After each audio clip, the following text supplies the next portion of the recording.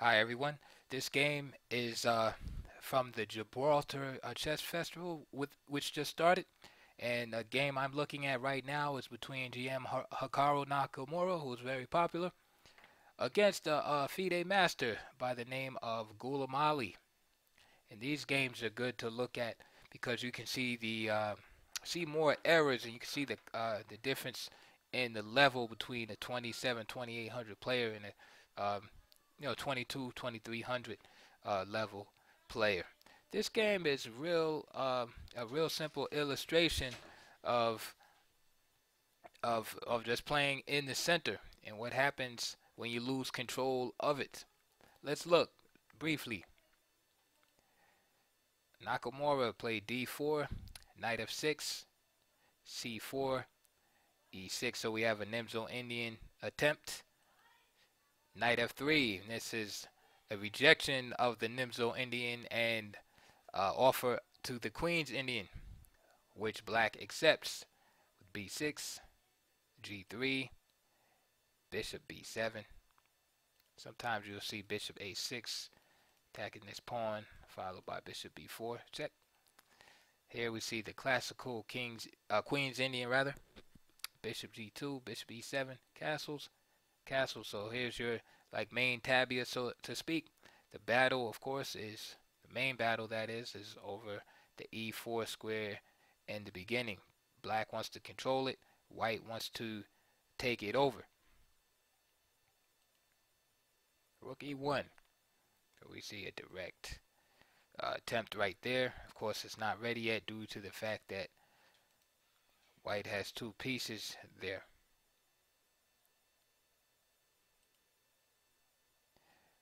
Knight a6, and this is done so that the diagonal is not blocked for the bishop. Also, many times c5 is played in order to harass the center and pressure the center. Knight c3 and knight e4. Sometimes d5 is played here, and it kind of goes into these Queen's Gambit looking lines, or a Tartakower variation.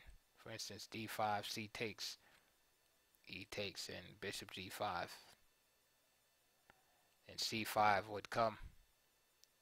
And sometimes black will end up with these hanging pawns, like I said, akin to the Tartakower variation in the Queen's Gambit declined. However, black opted for knight e4, which is playable. Okay. Nakamura played bishop f4,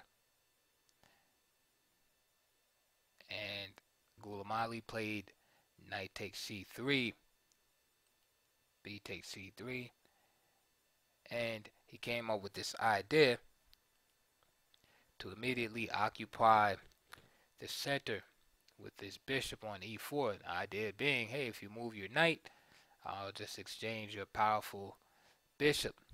However, I believe this is a mistake because what you're fighting for in the opening is the control of the center.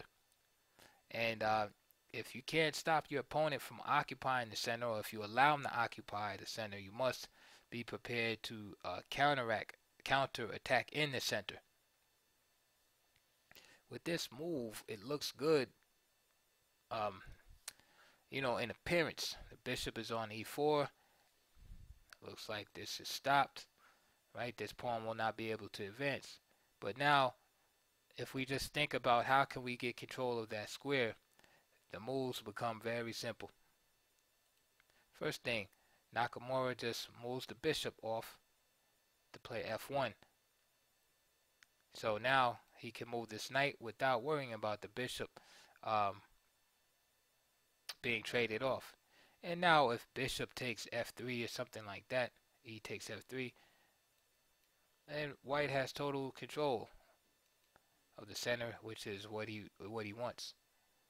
Then after a move like c5, you have this c pawn fortifying the d pawn, so white can pretty much ignore that for all intents and purposes. All right, moving on. So back to the game. So after bishop f1, c6 was played.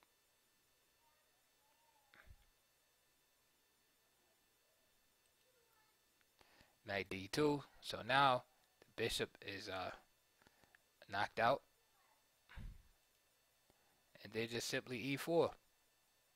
So it's kind of like all of that, activity to control e4 and then just lose control over e4. So now white has a nice advantage in the center, and black must struggle to look for counterplay.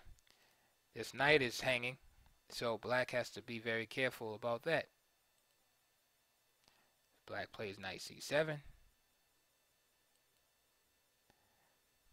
h4, basically threatening the safety of the bishop there. h6, e5. So Nakamura just simply gains more space in the center. He could have he could have played different plans here. This is like when you have a lot of space, you can do stuff like that. He could have just started attacking on the king side if he wanted to, with moves like queen g4. He could even afford to play on the queen side with rook ab1, because that dominance in the center just gives you so many options here. For instance, with the idea of queen g4, later on to play h5, then knight back to f3, and then transfer this bishop to d3. So there's many different ways to go there, and that's all because of having the dominating position in the center. Black is reduced to passivity. He's solid, but you don't want to be passive against a strong grandmaster and just wait for the beat down to come. So d5, this is the type of move that Gulamali probably was relying on here. Now e takes d6, bishop takes d6, queen takes d6. So he's been able to challenge white center somewhat, but white still has great good presence in the center, good control over everything. So again, we have this kind of Yaroslav looking formation where black is the same old story, where black is very solid but kind of doomed to passivity, and that leads to a lot of trouble. You don't want to be passive. You don't want to have a beautiful pawn structure and be passive. Bishop g2, rook ac8, queen a4, and we see Nakamura just probing the queen side. c5, knight b3, c takes, and of course completely natural is c takes d4, and there's nothing wrong with that, although b5 is then possible, and then white would have this isolated pawn, but white has a nice position here. Instead, Nakamura has a more dynamic style, as we know, and he takes with the knight so that this move is not going to happen. So knight takes d4, a6, and now the knight hops in there, and with the support of the bishop and queen, this is a very annoying piece to have in your camp. So he plays b5, and Nakamura simply offers the exchange of queens at this point. Queen takes b4, c takes, b takes c4, and then knight e7 check is a hard move to have to deal with. King moves, and then he just wins the exchange, and it's pretty much over at that point. After c takes b4, instead of b takes c4, if white tried something like, for instance, like rook fe8, then the simple c5 is killer. Just having this pass pawn here, that's just a killer move to have to deal with. So he takes, gives up the exchange.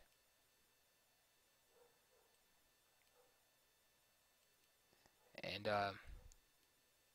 Nakamura's, experience in class is just too much.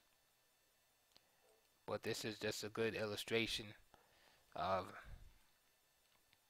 normal chess and against top grandmaster chess. And he just dominates the position with the rooks. He's gonna simplify everything, and Nakamura even offers to give back the exchange, because he'll be able to easily win this ending. So after rook takes c3,